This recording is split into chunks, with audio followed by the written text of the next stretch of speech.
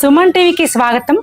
ముత్తేదులందరికీ కన్మ పండుగ శుభాకాంక్షలు. శ్రీ గణేశాయ నమ, శ్రీ గురుభ్యో నమ, శ్రీ మాత్రే నమ.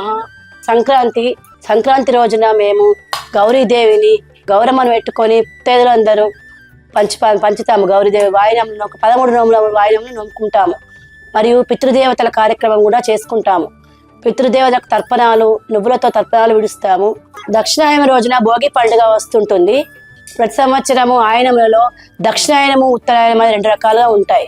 ఈ భోగి రోజున చివరి రోజు దక్షిణాయనం ఉంటుంది. సంక్రాంతి రోజున సూర్యుడు మకర రాశిలో ప్రవేశిస్తాడు కాబట్టి దాన్ని ఉత్తరాయణంగా పిలుస్తాము.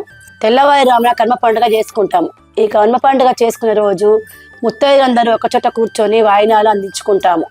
ఈ కనుమ అంతది రైతన్నల పండుగ. ఇది పశువుల రైతన్నల పండుగ ఉంటుంది. కనుమ అంటేనే పశువులు.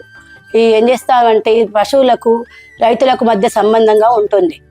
ఈ కనుమ పండుగ రోజున రైతులకు తెల్లవారుజామున పశువులకు పూజించి పశువులకు అన్ని రకరకాల రంగులతో అలంకరించి కొమ్ములకు తర్వాత అన్నిటికీ వస్త్రాలను ధరిస్తారు.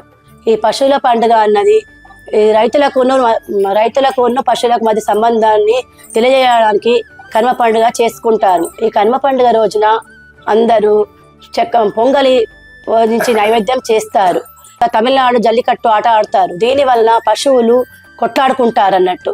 కొట్లాడుకునేసరికి అందరికీ హానికరంగా జరుగుతుందని ఈ కనుమ పండుగ రోజున ప్రయాణం చేయవద్దని అంటారు. కానీ ఇది జల్లికట్టు ఆట నిషేధించింది కాబట్టి ఇప్పుడు ఎటువంటి హానికరంగా జరుగుతలేదు.